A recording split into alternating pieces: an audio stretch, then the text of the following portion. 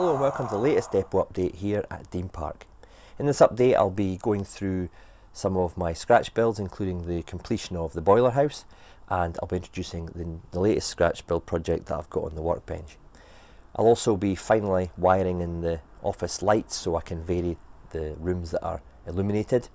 I'll also be covering bits and pieces of detail that I've added to the depot to further enhance the appearance of it, and covering some of the new rolling stock that I've acquired during January.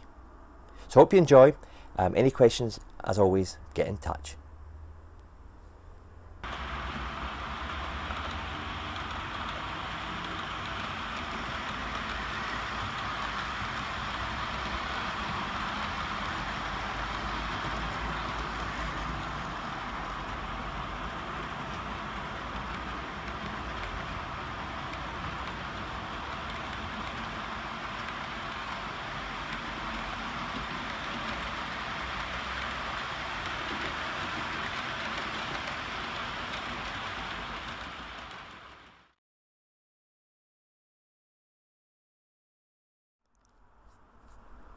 A scratch build that I've been working on for a few months is this boiler house for the depot, and this is based loosely on the Finsbury Park one, using the same design of windows and door positions, etc. But obviously I've adapted it to suit my depot and my area. It's got the roof in position just now, or the inside roof in position, so I'm going to take that off and show you some of the internal detail before the rest of the detail goes on. So I'll just take the roof off just now.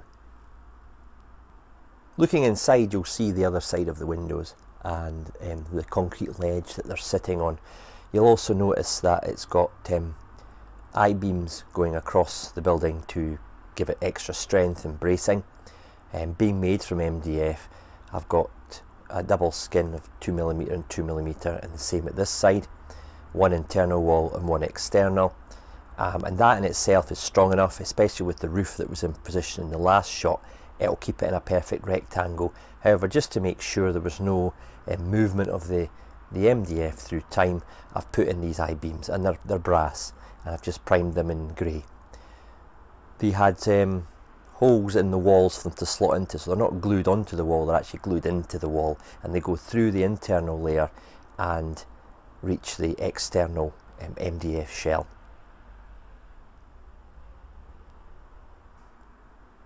Looking at the front of the boiler house, you'll see that it's frosted glass. Again, I'm copying the one from Finsbury Park where it wasn't total transparent glazing that was put in it. This allows me to get away without putting a very detailed interior in. I've just primed it in grey, and I'll put a single dim light in there to replicate the building whilst in operation. The three doors, I've got obviously two pedestrian access, if you like, and one will be a wooden double door for obviously getting plant machinery in and out to service the boilers. Looking closer in on the doors, you'll see I've got a lintel at the top, and you can see the cutaway for this lintel, and that's just a 1mm piece of MDF. That's not in position yet, it's going to be painted prior to putting in position, and it'll just nicely give a realistic look to the door. Obviously on strength, you have a brick wall, you've got to put a lintel in above the door to give strength to the structure. You get a good opportunity here actually to see the concrete ledge that I've got going all the way around the bottom of the glazing, even goes round the corner of the cladding here to continue a nice neat line, and the upper section of the cladding is just been clad in 0.5 plasticard and then painted.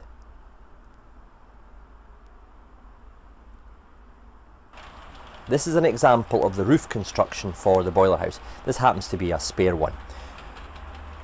If we look closer in the construction of it, it's actually just a piece of MDF that I've cut, and then what I've done is I've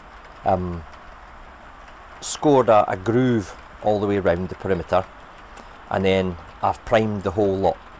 And then what I do is I mask off around the perimeter here to give that clean edge, like the edge of the roofing, and then whilst it's still masked, I spray it with some spray glue, sprinkle some play pit sand on it, give that 24 hours to dry, shake off any excess, like so, and then just prime again. And then this has been coated in Humbrol 32, which is a dark grey, and I've done the underside as well, where it will overhang the side of the buildings. I just use a small, it's actually a small plastic disposable shot glass.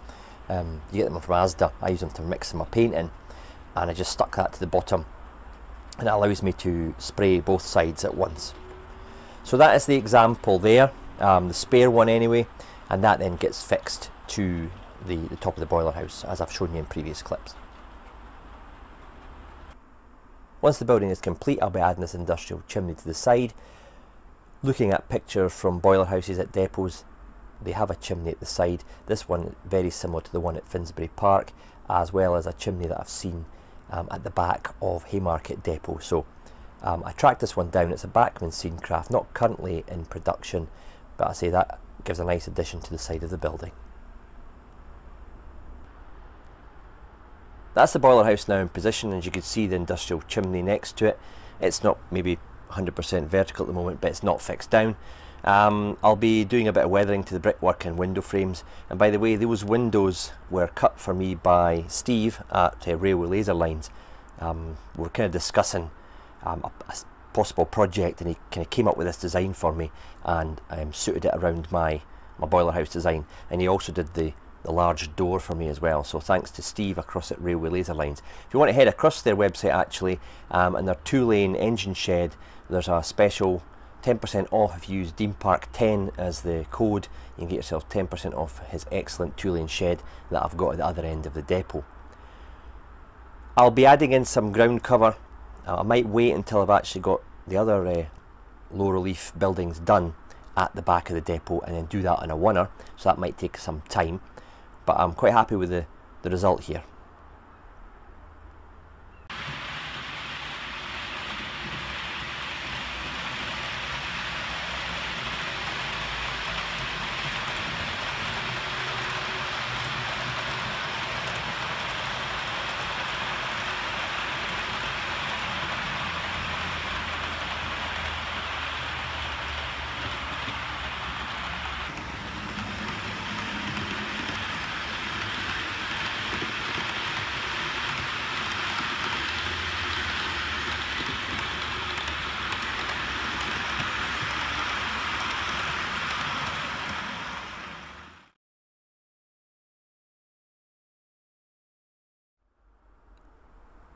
This little interesting cameo has been made possible by the orange barrier fencing from Scale Model Scenery, and the code for this is AX099-00.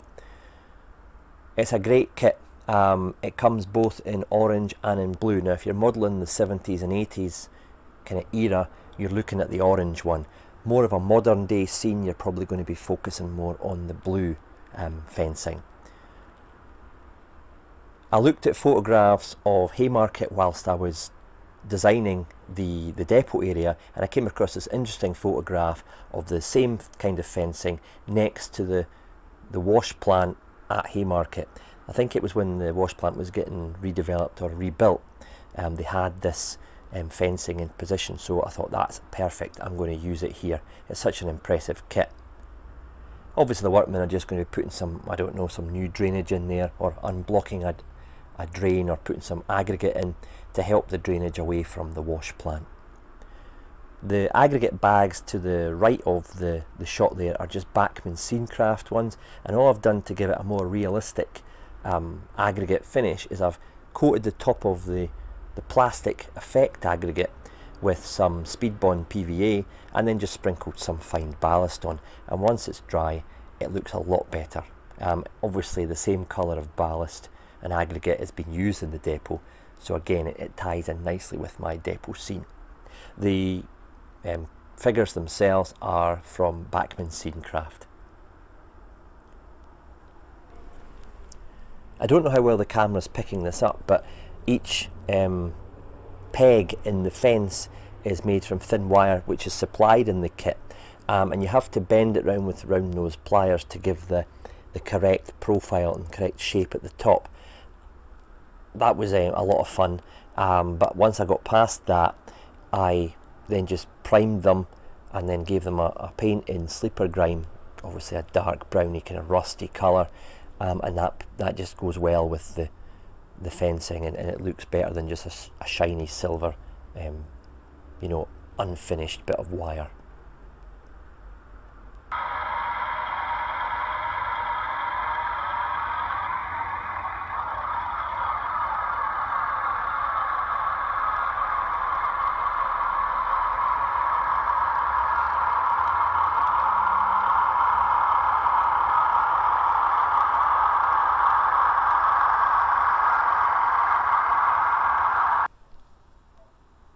From this view you'll see the standpipes and hoses in between the two main sidings, and these are positioned a distance apart to allow, say, a 3-car DMU to have its toilet tanks filled up. The standpipes themselves are from gem castings, they're white metal kit, and I primed them first and I painted them with Humbro acrylic rail yellow. The pipe coming up from the ground to the tap is just a dark iron colour, and the tap head itself is a kind of mix between copper and sleeper grime to give that dirty, tarnished tap appearance. The hoses themselves are made from single core orange wire. The benefit of using single core is it won't flex itself. You manipulate it and it sticks in the position that you wound it in. Obviously I've got one at the right hand side that's in a partially kind of neatly wound up position, and the one at the left has just been left untidy. Here we have one of the most delicate kits that I've ever put together, and it's the not to be moved signs from scalemodelScenery.co.uk. The link for this specific item, and indeed all of the stuff on the Scale Model Scenery website, is in the link below. I've put it next to a 5p piece, which is the smallest coin of legal tender that we have in the United Kingdom. If I pick it up with tweezers, they're very fragile. You can actually, don't know how well the camera's picking up actually, it does actually say not to be moved on it.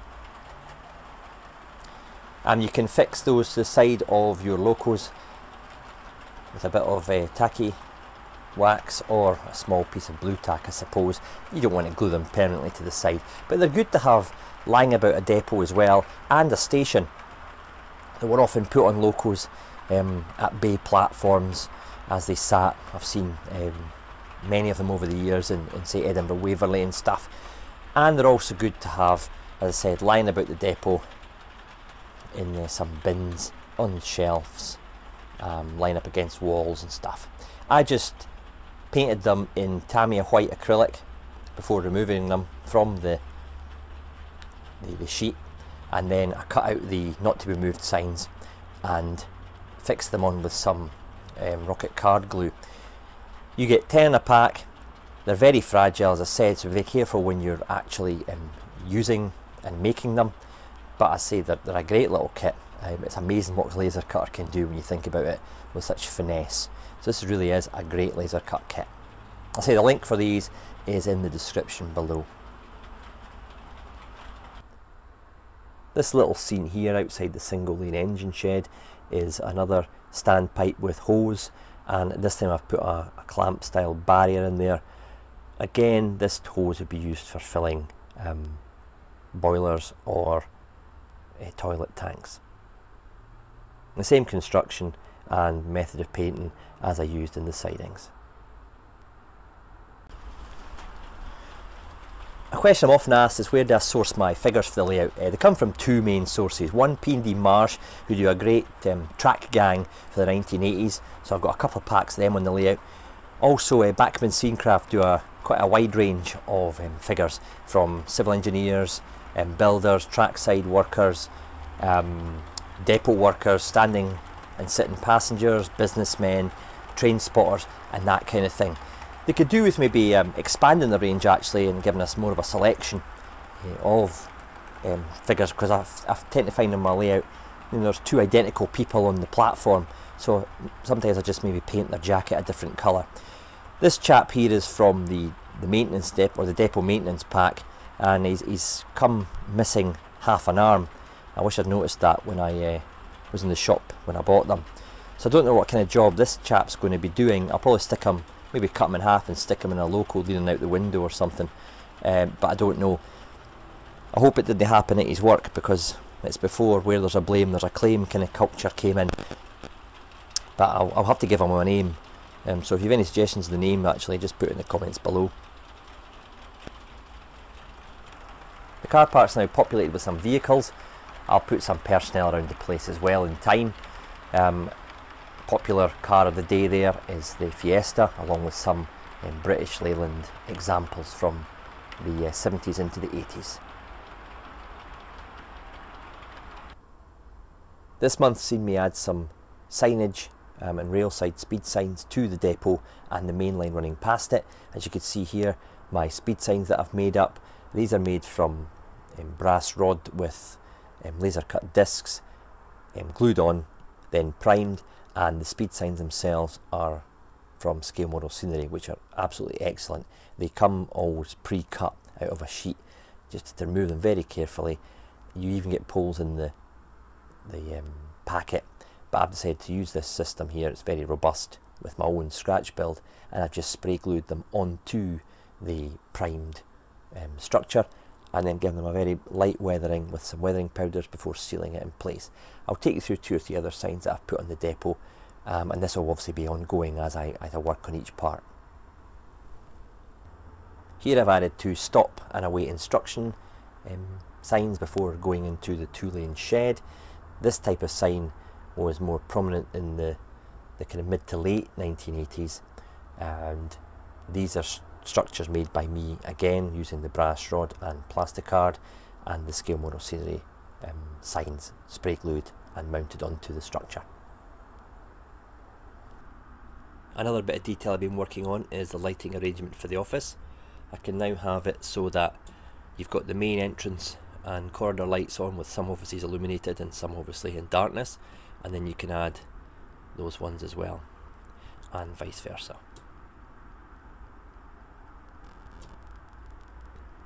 It gives a bit more playability and variation.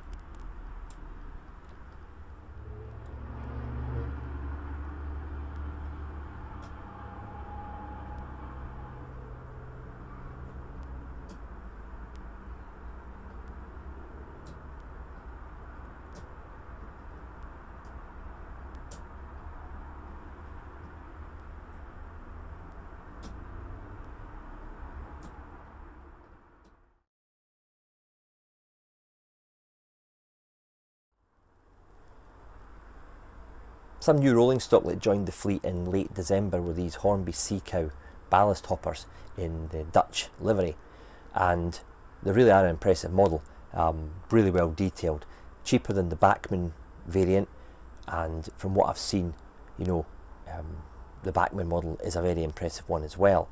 The only thing that lacks with the Hornby one is the presence of an NEM coupler, so you're kind of stuck with the tension locks, which isn't an issue for me, but it's a bugbear for some, which I can understand. The models obviously came to me pristine, but looking at photographs online, none of them were in pristine condition. I'm modelling in the obviously the mid to late 80s. These wagons were still relatively new and they weren't totally trashed and rusty by then, so I sent them off to the model centre to get them weathered in a medium and a light weathering tones, and they've done a really good job, I have to say. They've got the weathering inside the ballast hopper just the right kind of whitey dusty colour, and they've also got the mess and the marks on the ballast chutes as well at the side of the wagons, which I'm quite impressed with as well, and general grime down the body sides and on the bogies. Hornby announced a new batch of these would appear in 2020, which is just ideal for me, so I'll buy 2 or 3 more, and using the model centre's weathering tones, I'll try and replicate that myself on any future purchases of this particular wagon. These will feature in a Going Dutch video, which will appear shortly, which will be a conjunction of my rolling stock in this livery along with some stuff that I've been given to run in the layout from Laura McWilliams. Laura's kind of done a bit of kit bashing on some wagons, so they'll be featuring along with some locals in the same livery. So keep an eye out for the Going Dutch video.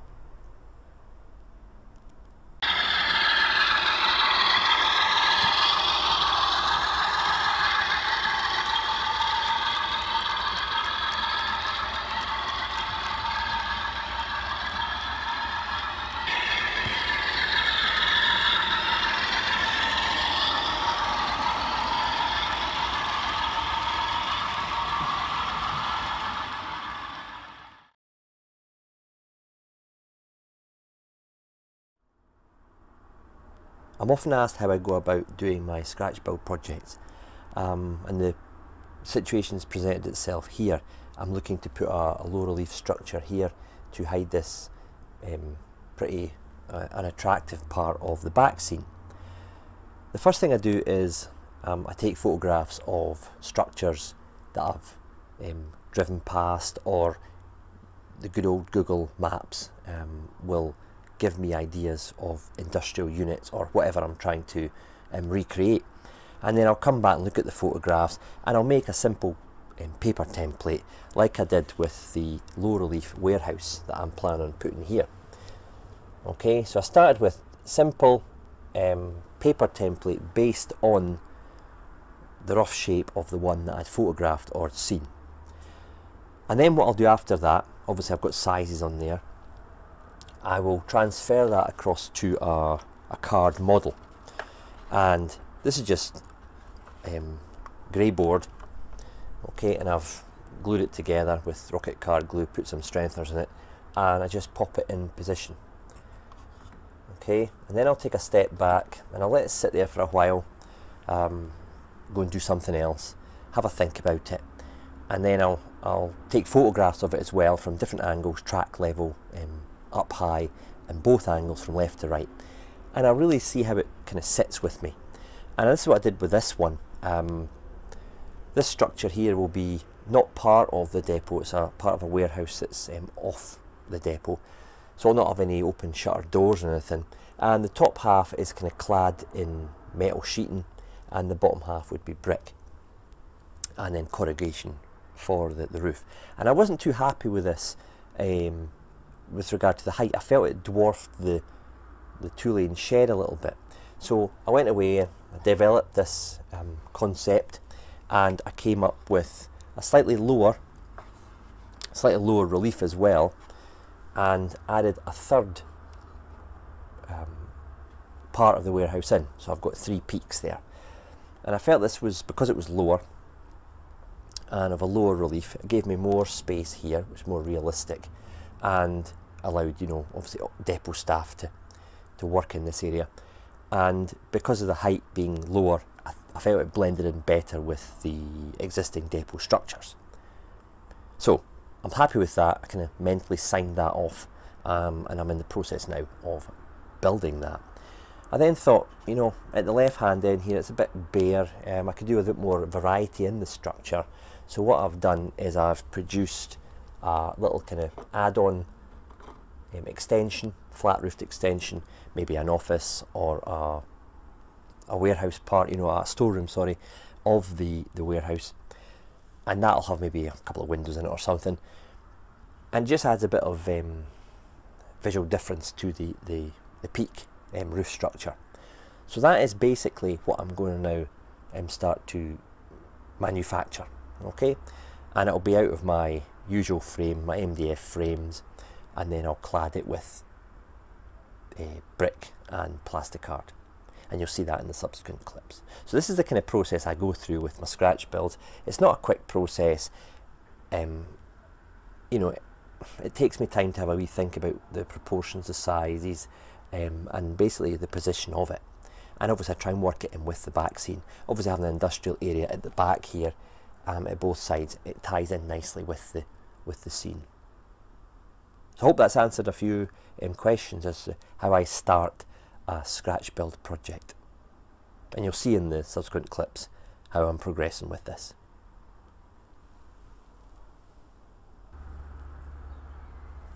Okay, this is the stage I've got to with the low relief warehouse with the small flat roofed extension there for maybe an office or a storeroom. It's not railway depot related, so it doesn't have to have access shutters and stuff, because it's part of a bigger industrial scene off to the side of the depot. As you can see, I've fitted the Southeastern Finecast plain brick plasticard, and that's just been glued on with some Rocket Rapid.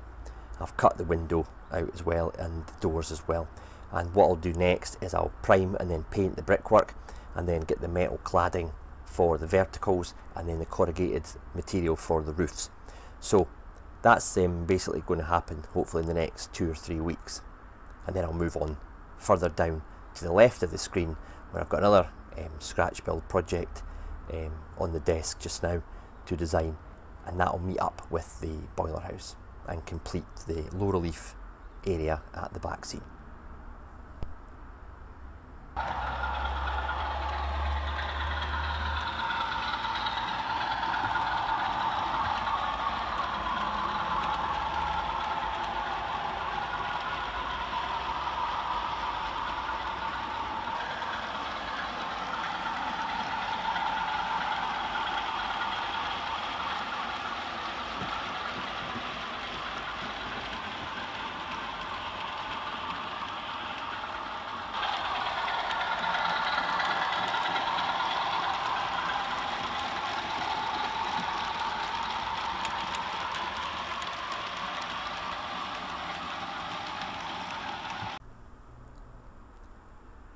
Well, that's it for this depot update. Hope you've enjoyed it and got some inspiration that you could possibly use on your own layouts at home.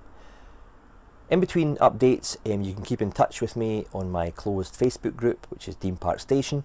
If you join me there, you'll get some teaser photographs in between the updates to keep you up to speed of what's happening here at Dean Park. You can also follow me on Instagram. I post quite a few photographs of what I'm doing there as well. Again, the name is Dean Park Station. In the meantime, happy modelling.